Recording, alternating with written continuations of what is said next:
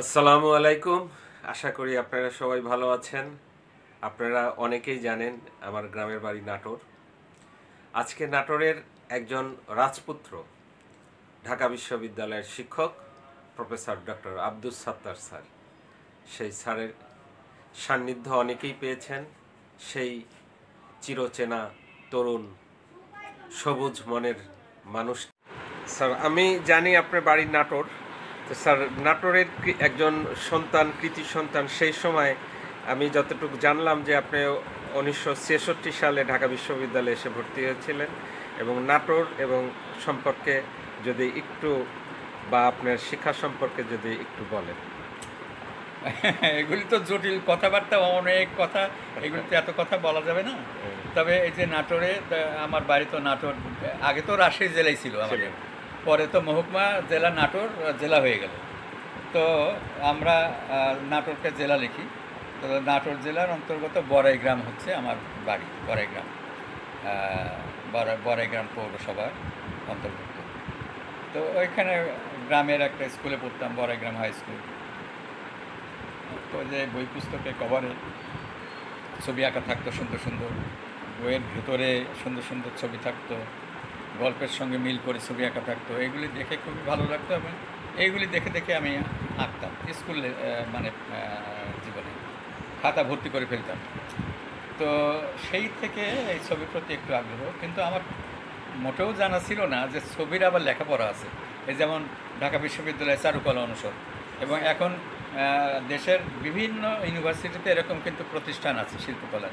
নাটোর তো আমাদের আসলে জমিদার রাজাদের জায়গা। এই যে রানী ভবানীর ইতিহাস যারা পড়েছেন তারা জানেন কী ধরনের ব্যতিক্রমধর্মী এক মহিলা। সেই ছোটোবেলা থেকে সাতিয়ান গ্রাম না আমাদের, সে রানী ভবানী তো সাতিয়ান গ্রামে বড় হয়েছে একদম ছোটোবেলার থেকে। মানে কি অদ্ভুত ধরনের ক্যারেক্টার। মানে তার বাবা কিন্তু তাকে যুদ্ধ বিগ্রহ মারামারি সব কিছু শিক্ষা দিয়েছিল। তো এইরকম একটা মেয়ে শিক্ষিত, তিনি হয়ে গেলেন আমাদের মহারাজার স্ত্রী, রানী ভবানী। এখন দেখি কলকাতায় এটা নিয়ে একটা সিরিজ চলছে সুন্দর। তা আমি মাঝে মধ্যে দেখি, কারণ তাহলে অতীত স্মৃতিটা মনে করে। কারণ তাহলে এইরকম এই যে কী যে মানুষের উপকার করতেন, কারো মেয়ে বিয়ে দিতে পারছেন না, টাকা দিয়ে বিয়ে দিয়ে দিতেন, কারো ঋণগ্রস্ত টাকা দিতেন। এই যে জঙ্গলে পশু পাখি যাতে খেতে না পেয়ে না থাকে, এরকম বনে জঙ্গলে খাবার ছিটাতেন, এরকম। মানে তার অর্থের একটা বড় অংশ এই ধরনের কল্যাণমূলক কাজে ব্যয় হতো, যে কারণে ইংরেজরা খুবই ক্ষুব্ধ হয়েছিলেন এক পর্যায়ে, যে উনি তো আমাদেরকে তো টাকাই দিতে পারেন না, এইভাবে করলে তো ওনাকে রেখে লাভ নেই। এরকম একটা পরিস্থিতি ওনার বিরুদ্ধে হয়েছিল।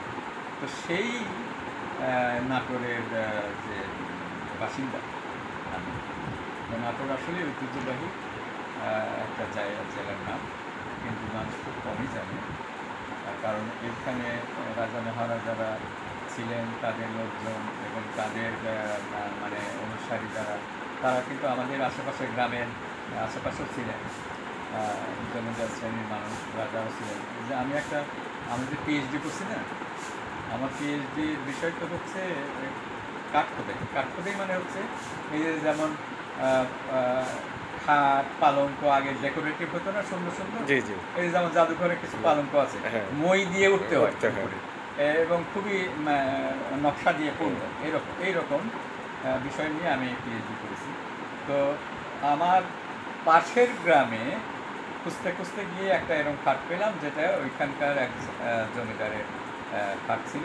কলকাতার থেকে তার শ্বশুর বানায় তাকে প্রেজেন্ট করেছিল।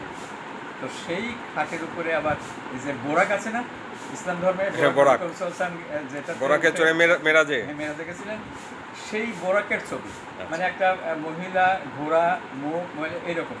আমি আশ্চর্য হয়েছিলাম যে হিন্দু জমিদার এই বোরাকের ছবিওয়ালা খাটের মধ্যে ঘুমায়। তো সেটা আমার পিএইচডি থিসিসের মধ্যে ছবি আছে, এবং এটা ঢাকা বিশ্ববিদ্যালয়ের বই আকারে প্রকাশ করেছে, সেখানে স্মৃতি আছে। তো আমার আসলে ভর্তি হওয়ার এই চারুকলার শিক্ষা অ্যাক্সিডেন্টালি বলা যায়। আমি যদি ফোন নাম্বারটা না পেতাম তাহলে হয়তো আমার এই চারুকলায় ভর্তি হওয়া হতো না, কারণ আমি তো জানিই না যে চারুকলায় এইরকম একটা শিক্ষা ব্যবস্থা আছে। তো এখানে ভর্তি হতে পেরে আমার সুবিধা হয়েছে এই যে আমি এখানে ভর্তি হয়ে যা কিছু করতে পেরেছি আমি জেনারেল লাইন পড়লে করতে পারতাম না। যেমন যে ইন্ডিয়ান গভর্নমেন্ট স্কলারশিপ পেয়েছি, সেখানে পড়াশোনা করেছি। আমেরিকান সরকারের ফুলব্রাইট স্কলারশিপ পেয়েছি, সেখানে পড়াশোনা করেছি 2 বছর। কোরিয়ান গভর্নমেন্ট আমাকে নিয়ে গেছে, তারা কীভাবে বড় লোক হলো, শহর টহর কীভাবে সুন্দর করে সাজিয়েছে এগুলি দেখানোর জন্য। এইগুলি আমার জীবনে ঘটতো না, কারণ এইখানে আসার ফলেই আমার কর্মকাণ্ডের কারণেই হয়তো তারা আমাকে এইভাবে মানে সম্মান দিয়েছে। তাছাড়া সবচেয়ে বড় সম্মান যেটা এখন, আমি হঠাৎ করে আমি অবশ্য কাউকে বলি নাই, কারণ আমাদের দেশে হয় কি, যারা একটু উপরে উঠতে চায় তাদের প্রতি হিংসা করে সবাই, এবং কীভাবে টেনে নামানো যায় সেই চেষ্টা করে। তো আমি এইগুলি মানে আমার সম্পর্কে যে ভালো ভালো খবর টবর আসে আমি কাউকে জানাই না। তো আজকের থেকে প্রায় 28 বছর আগে হঠাৎ একটা চিঠি আসলো আমার কাছে যে তোমাকে বিশ্বের 40টা দেশের মধ্যে 125 জনকে বিশ্বসেরা শিল্পী হিসেবে নির্বাচিত করা হয়েছে, তুমি তার মধ্যে একজন। সুতরাং এই বিশ্বসেরা শিল্পীদের একটা এক্সিবিশন হবে জাপানে, তুমি সেই এক্সিবিশনের জন্য একটা ছবি পাবে। তো আমি পরে ছবি পাঠিয়েছিলাম, এক্সিবিশন হয়েছে, এক্সিবিশনের ক্যাটালগও আমার কাছে আছে। তা আমি এই যে প্রায় 28-30 বছর কাউকে বলিনি। হঠাৎ করে একটা বই ছাপতে গিয়ে এই তথ্যগুলি যেই বইয়ের মধ্যে দিয়েছি না, তো অনেকে এগুলি পড়ে আশ্চর্য হয়ে গেছে। তারপরে দেখি কেউ কেউ পত্রপত্রিকায় নিউজ দিচ্ছে, প্রবন্ধ ছাপতেছে এইসব খবর টবর নিয়ে। এতে করে কিছুটা এখন লোকে জানে এই খবরটা। আর আমি ওই যে বিশ্বসেরা 125 জন শিল্পী, এদের উপরে একটা বইও লিখেছি।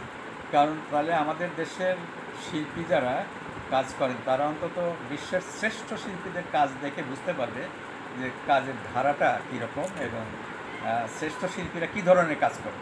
তো সেই জন্যই বইটা লিখেছি।